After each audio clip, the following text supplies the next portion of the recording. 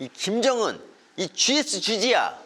GSGG. 가버먼트 서브 제네럴 지 그거 말씀하시는 거예요? 아니, 그냥 새끼.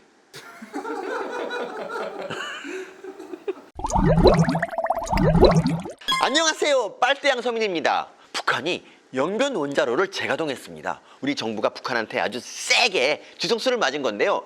그렇다면 우리 정부 가만히 있을까요? 네, 우리 정부도 뒤통수를 깠습니다. 근데 북한 뒤통수가 아니라 국민 뒤통수야. 이 영변 원자로 재가동 소식은 IAEA 국제원자력기구를 통해서 알려졌잖아요. 7월 초부터 재가동했다는데 우리 외교부는 이 사실을 실시간으로 이미 알고 있었답니다. 근데도 7월 말에 남북 통지선 연결되니까 남북 정상들의 의지다, 항의에 의한 중단하자, 아주 북치고 장구치고 자아자찬하면서 대북 지원 물자 보내고 그랬거든요. 북한이 원자로 재가동하는 거 알면서도 이런 거예요. 국민 뒤통수 얼얼합니다. 근데요, 지금 국제 정세가 심각합니다. 북한은 영변 원자로 재가동하고 미국은 아프가니스탄에서 철군하고 또 많이 알려지진 않았는데 지난 31일 영국 항모전단 퀸 엘리자베스호가 한국에 와서 훈련을 했습니다. 이 일련의 사태들이 과연 뭘 의미할까요? 그렇습니다. 문재인 정부의 이 되도 않는 중국몽이 와장창 박살나고 있다는 뜻입니다. 그래서 오늘은 이 이야기의 빨대를 쫙! 미국의 아프가니스탄 철수가 왜 문재인 대통령 중국몽 박살나는 소리냐? 미국이 아프간에서 철수한 이유가 여러 가지가 있는데요. 가장 중요한 이유는 미국 중산층이 무너지고 있기 때문이에요. 지난 미국 대선에서 트럼프가 바이든한테 판판이 깨진 것 같지만 이 꼼꼼히 들여다보면 트럼프는 이 자기가 당선됐던 2016년 대선 때보다 1,000만 표를 더 얻었어요. 트럼프 지지하는 사람이 더 많아진 겁니다. 그 사람들이 누구냐? 몰락한 미국 중산층, 미국 빈부격차가 더 벌어졌거든요. 그래서 바이든 입장에서는 큰 이익도 안 나는 이 아프간에 국력을 낭비할 수 없어요. 미국 경제를 살려서 트럼프한테 간 미국 중산층 표를 도로 가져와야 해. 그러기 위해서 바이든 정부가 선택한 게 뭐냐? 아프간 철군 작업이 한창이던 지난 27일 미 해군이 이 대만 해협을 지나갔습니다. 이 대만 해협은 중국이 자기네 영해라고 주장하는 곳이거든요. 근데 국제법상으로는 공해야. 그리고 미국은 국제법이 인정하는 공해는 누구나 왕래할 자유가 있다는 이 항행의 자유가 거의 국시예요. 이날도 미 해군이 이 대만 해협을 지나가니까 중국은 미군이 도발했다면서 이 규탄 성명 내고 난리가 났습니다. 근데 아프간에서는 군대를 빼면서 대만 해협에는 군대를 보낸다? 그렇습니다. 미국의 다음 타겟이 바로 중국이란 뜻이에요. 미국 중산층을 살리려면 경제를 살려야 하는데 그게 중국 견제에 달려 있거든요. 중국이 자유무역을 한다고 WTO에 가입했지만 뭐 아시다시피 웬만한 중국 기업들 다 국영기업이잖아요. 나라가 세금 막 퍼져서 운영하거든요. 이건 자유경쟁이 아니죠. 또 중국은 자유무역의 핵심인 이 지적재산권도 개무시합니다. 신제품 만들면 금방 카피해. 이 기술 빼돌리기도 이 장난 아니죠. 이 올해 나온 국정원 보고서를 보면 유출된 우리 기술 중에 67%가 중국으로 가는데 반도체, 디스플레이, 조선 같은 핵심 산업입니다. 작년에 미국도 이 중국 유학생 1,000명의 비자를 취소했는데요. 이 비슷한 이유예요.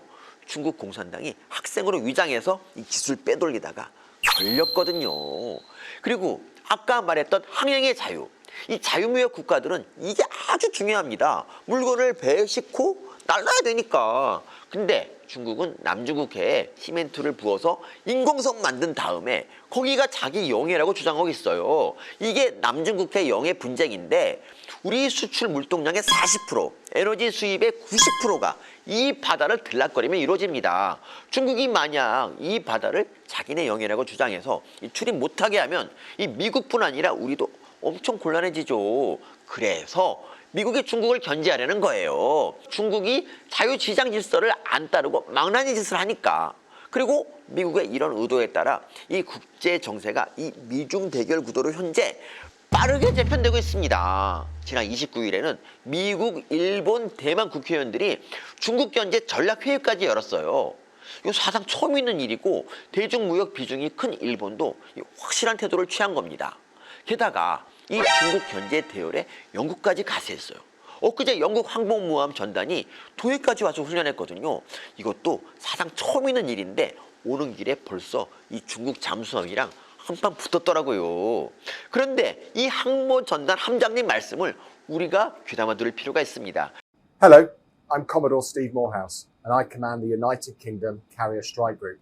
And by sailing here, we make clear our determination to work with like-minded nations in support of an open and transparent system of international rules. 명확하죠? 미중 대결에서 미국 편에 선다는 건 이 개방적이고 이 투명한 국제규칙 시스템 편에 서는 겁니다. 이 기술 훔치고 신장이랑 뭐 홍콩 인권 탄압하고 약소국의 갑질 외교하는 중국 주도 세계 질서에 서지 않는다는 거예요. 그게 당연하잖아요. 근데 문제는 문재인 대통령이 그동안 중국목만 꾸고 있었다는 거. 이게 문제야. 중국의 신년 인사하고 중국은 대국이니 어쩌니 이렇게 아부해 가면서 그게 균형 외교고 초월 외교라고 MSG까지 뿌렸죠. 그런데 이 세계 주요 선진국들이 중국 견제 대열에 나서는 이 시국에 문재인 정부가 계속 이렇게 애매한 입장을 유지할 수 있을까요? 아닙니다. 변수가 생겼거든요. 아프간이 너무 빨리 탈레반한테 넘어가 버린 거예요. 이게 왜 변수냐? 바이든 정부의 중국 견제 전략 중에 쿼드라는 게 있어요. 중국 서쪽에 인도, 남쪽에 호주, 동쪽에 일본, 그리고 미국이 이 신기술 개발도 공동으로 하고 안보도 공동으로 지키면서 이 중국의 팽창을 봉쇄한다. 뭐 이런 목적의 다자 협의체에 있는데요. 우리는 그동안 중국 눈치 보느라 여기에 가입 안 하고 버텼거든요. 근데 아프간이 탈레반에 넘어가면서 쿼드 가입국인 인도가 난처해졌어요. 인도는 이 파키스탄이랑도 적대 관계인데 거기에 아프간 탈레반까지 더해졌으니까요. 그래서 인도가 중국 견제에 제대로 힘을 내지 못할 거라는 관측들이 나옵니다. 그렇다면 미국 입장에서 중국 견제하는데 누구를 압박하겠어요? 지도 좀 봐봐, 지도. 우리밖에 없어요. 지난 G7 정상회담에 우리가 초청받은 걸 놓고 이 정부는 이게 문재인 정부 외교 성과다 뭐 이러면서 자랑했잖아요. 근데 초청 국가가 인도, 호주, 한국, 남아공. 맞습니다. 쿼드 가입국 다 초청된 거고요. 중국 히토류를 대체할 수 있는 히토류 부자 나라 남아공이 초청된 겁니다. 그리고 G7 정상들 중국 견제하자고 성명까지 냈잖아요. 이건 외교 성과가 아니라 중국 견제에 함께하라는 압박이에요. 문 대통령 불러서 중국목 박살내고 있었던 겁니다. 이런 압박은 앞으로 점점 더 심해지겠죠? 지금 국제 정세가 중국목 꾸다가는 왕따 당하게 생겼는데 무슨 중국몽이야. 근데 여기에 더해 북한은 영변 원자로까지 재가동했네? 이게 무슨 뜻이냐면요. 그나마 문 대통령의 성과라고 일컬어지는 이 남북 정상회담까지 다 짝살나고 있다는 뜻이에요. 지난 2019년 하노이 회담이 결렬된 이유가 뭐냐면요. 김정은이 트럼프한테 영변 핵시설 폐기할 테니까 이 대북 제재 풀어달라고 이게 던졌거든요. 근데 미국은 이 영변 말고도 이 다른 데에 북한 핵시설이 많다는 걸 알고 있었어요.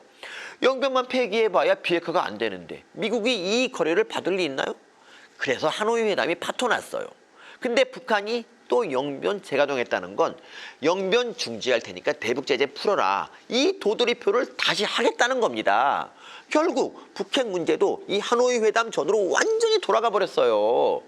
중국몽은 물거품, 남북관계는 말짱 도루묵. 이게 지금 우리나라 외교가 처한 현실인 겁니다. 이 사람들 왜 이렇게 중국이랑 북한한테 쩔쩔맬까요? 전대협 정권이라서 그래? 그리고 이 비상 상황에 청와대는 입도 뻥끗 안 해. 문 대통령 페이스북 보니까 개사진이나 올렸더라고요. 아니 뭐 우리 외교 개판이라는 문학적 비유인가? 메타포야? 결국 이 정부는 외교도 뭐 한 게 없어. 그냥 5년 허송 세월이야. 여러분 이 난국을 벗어나려면 어떻게 해야 할까요? 우리가 할 일은 딱 하나. 그래요. 투표 잘합시다.